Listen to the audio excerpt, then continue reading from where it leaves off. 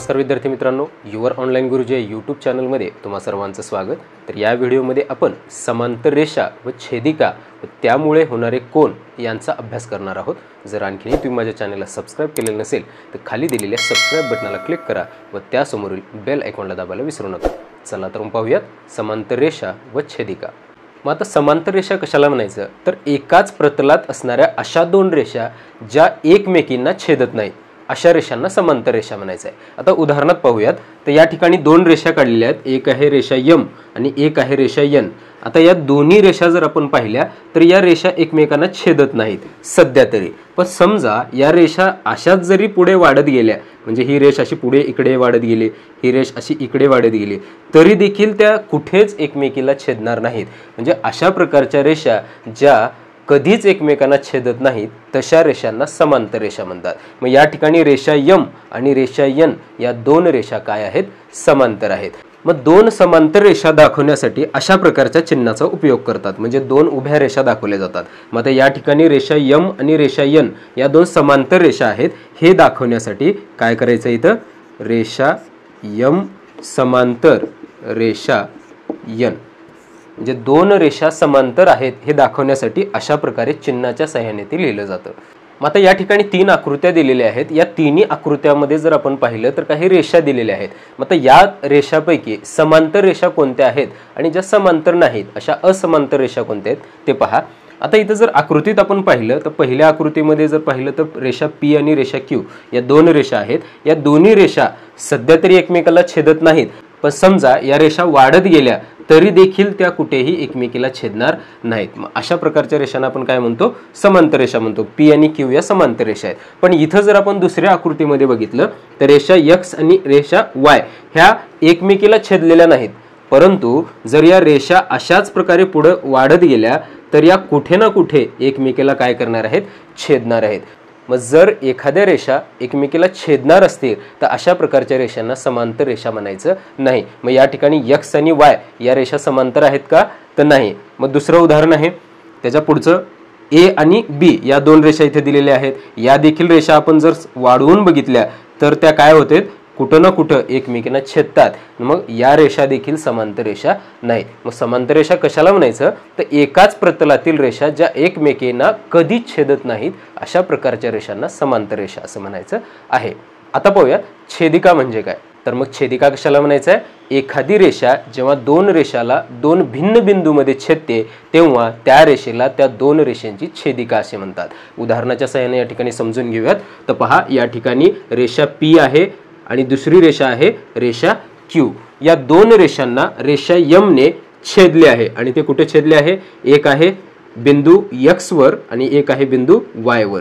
मग अशा प्रकारे रेषा यम ही रेषा पी व क्यू ला दोन बिंदूमध्ये छेदले आहे, त्यामुळे रेषा यम ला काय म्हणायचं आहे, छेदिका म्हणायचं आहे रेषा पी आणि रेषा क्यू ची। मग छेदिकेमुळे काय होतं, छेदिका जेव्हा त्या दोन रेषांना दोन भिन्न बिंदूमध्ये छेदते त्यावेळेस त्या ठिकाणी 8 कोन तयार होतात। पहा, या ठिकाणी ए बी सी डी हा ई एफ जी एच असे एकूण 8 कोन तयार झालेले आहेत। हा पहिला कोन, हा इकडे दुसरा कोन, हा तिसरा कोन आणि हा चौथा कोन, म्हणजे वरी 4 कोन आणि खालच्या बिंदूच्या ठिकाणी म्हणजे जिथं खालच्या रेषेला छेदलेली आहे छेदिका त्या ठिकाणी 4 कोन, म्हणजे असे छेदिकेमुळे एकूण 8 कोन तयार होतात। आणि हे 8 कोनच, मग या 8 कोनांच्या काही जोड्या तयार होतात, त्या कोणत्या जोड्या त्या छेदिकेमुळे तयार होतात हे आता आपण पाहूया। मग आता छेदिकेमुळे ज्या कोनाच्या जोड्या तयार होतात त्यापैकी पहिली जी जोडी आपल्याला बघायची आहे संगत कोनाची जोडी। मग आता संगत कोनाची जोडी कशाला म्हणायचं तर या ठिकाणी आकृती आहे, रेषा यम व रेषा यन या दोन रेषाला रेषा एक्स ने छेदले आहे आणि यामुळे 8 कोन तयार झालेले आहेत। पहिल्या वरच्या बाजूला जर आपण बघितलं रेषा यम जवळ तर ए बी सी डी असे 4 कोन तयार झालेले आहेत। त्यानंतर खालच्या रेषेजवळ कोन ई, कोन एफ, कोन जी आणि कोन एच असे 4, म्हणजे एकूण 8 कोन तयार झालेले आहेत। तर यापैकी संगत कोन कोणाला म्हणतात तर ज्या जोडीतील कोनाच्या म्हणजे छेदिकेची भुजा, म्हणजे छेदिकेवर असणारी जी भुजा आहे ती एकाच दिशेला असते आणि छेदिकेवर नसणाऱ्या भुजा त्या काय असतात, छेदिकेच्या एकाच दिशेला असतात। अशा प्रकारच्या कोनाला संगत कोन म्हणतात। मग या ठिकाणी जर आपण बघितलं तर कोन ए व कोन ई हे दोन कोन जर बघितले तर पहा, कोन ए कुठे आहे तर हा कोन, आणि कोन ई कोणता आहे, हा कोन. आता या दोन कोनाचं जर आपण निरीक्षण केलं तर छेदिकेवर असणारी जी बाजू आहे त्या दोन्ही कोनाची, म्हणजे या पण कोनाची छेदिकेची बाजू याच दिशेला आहे आणि या पण कोनाची छेदिकेवरील बाजू याच दिशेला आहे. म्हणजे आपण कशाचा जर विचार केला तर उत्तरेला आहे, म्हणजे ते एकाच दिशेला आहे. कुठली, छेदिकेवरील बाजू. आणि छेदिकेवर नसलेली बाजू, आता याची छेदिकेवर नसलेली बाजू कोणती आहे, ही आहे, म्हणजे या बाजूला आलेली आणि ही इकडे आलेली.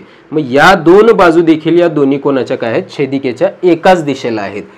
या प्रकारे म्हणजे अशा प्रकारे कोन ए आणि कोन ई हे दोन कसल्या कोनाच्या जोड्या आहेत, संगत कोनाच्या जोड्या आहेत. त्यानंतर पुढचा जर कोन बघितला तर कोन बी.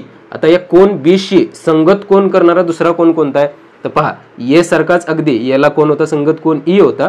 तर बी ला संगत कोनाची कोणती जोडी आहे, एफ ही जोडी आहे.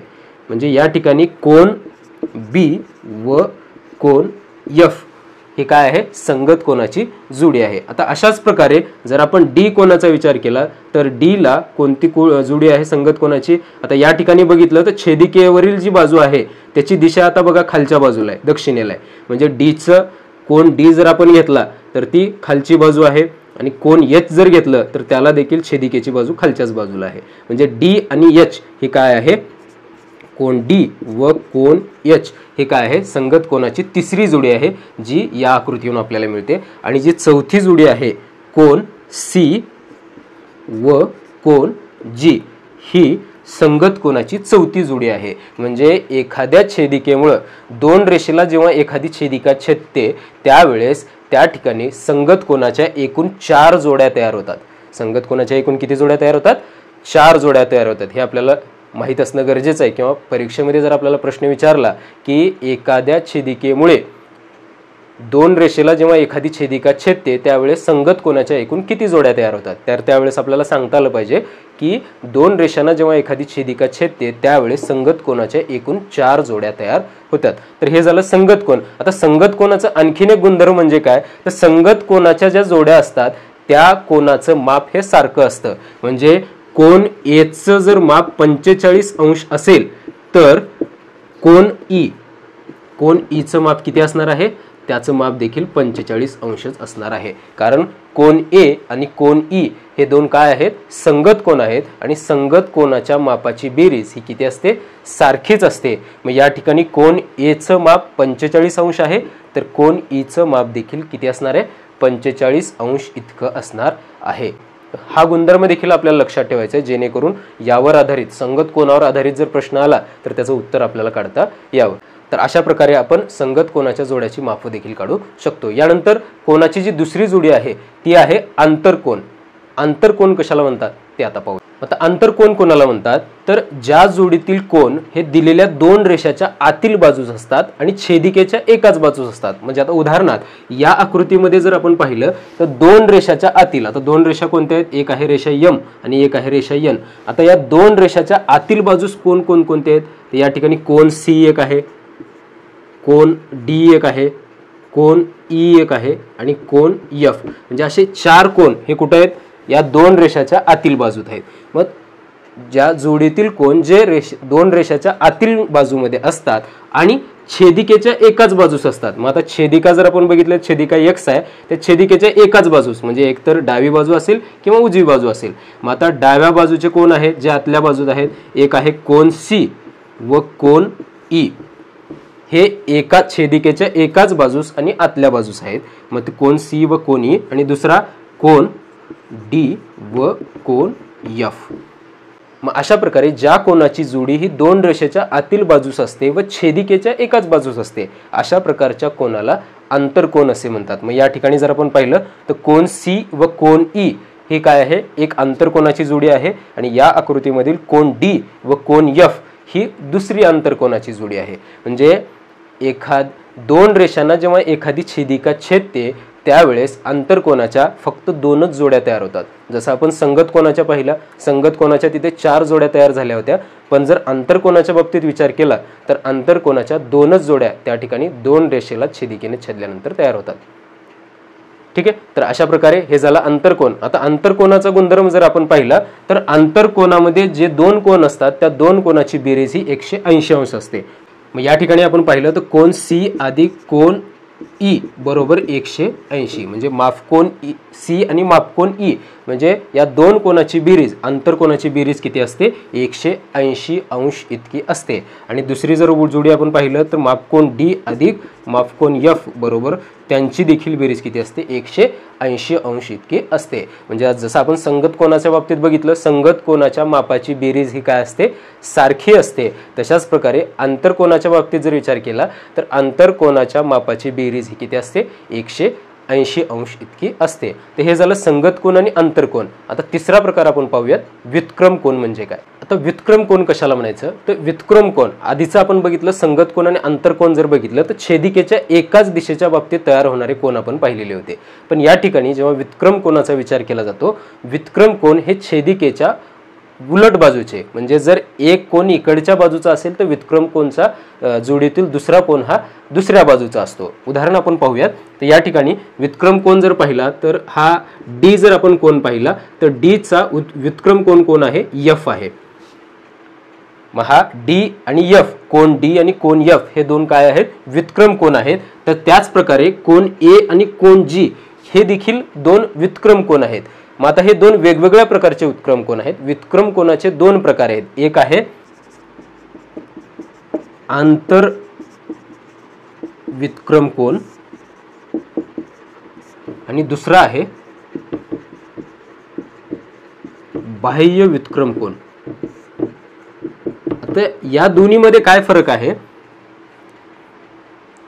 तर या दोन्हीमध्ये काय फरक आहे? जे या दोन रेषा जे आहेत, या दोन रेषेच्या आतील बाजूला जर व्युत्क्रम कोन असतील तर त्याला आंतरव्युत्क्रम कोन म्हणायचं आहे. आणि ज्या दोन रेषेला छेदिकेने छेदलेला आहे त्या दोन रेषेच्या बाहेरच्या बाजूला जर कोन असतील, व्युत्क्रम कोन असतील तर त्याला बाह्य व्युत्क्रम कोन म्हणायचं आहे. मग त्यासाठी आधी व्युत्क्रम कोन म्हणजे काय हे तुम्हाला समजणं गरजेचं आहे. मग आता व्युत्क्रम कोन आपण फरक सांगितला, संगत कोन आणि आंतर कोनापेक्षा व्युत्क्रम कोनाची जोडी वेगळी कशी आहे?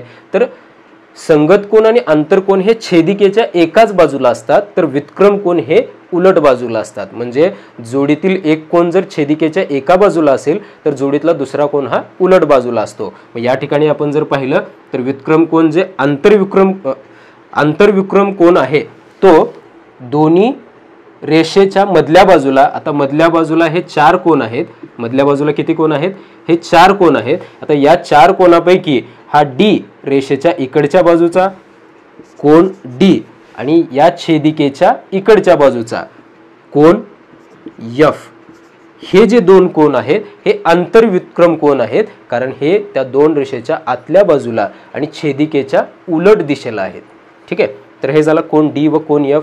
पुढचा जर आपण बघितला तर समजा कोन सी जर घेतला आपण, जो आतल्या बाजूला आहे, तर याचा व्युत्क्रम कोन कोणता आहे? आंतरव्युत्क्रम कोन, कारण तो आतल्या बाजूला आहे. तर याचा आंतरव्युत्क्रम कोन हा इकडच्या बाजूला आहे छेदिकेच्या, तर याच्या उलट बाजूला असलेला आंतरव्युत्क्रम कोन कोण आहे?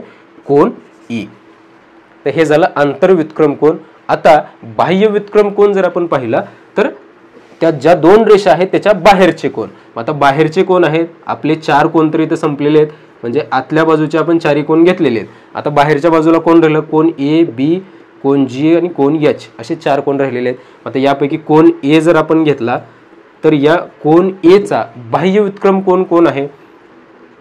बाह्य व्युत्क्रम कोन, व्युत्क्रम कोन हा छेदिकेच्या दुसऱ्या बाजूचा असतो. मग आता कोन ए डाव्या बाजूला आहे तर त्याचा व्युत्क्रम कोन कोण असेल?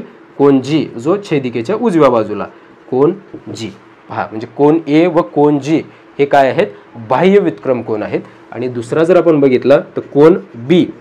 आता कोन बी याचा बाह्य व्युत्क्रम कोन कोण आहे?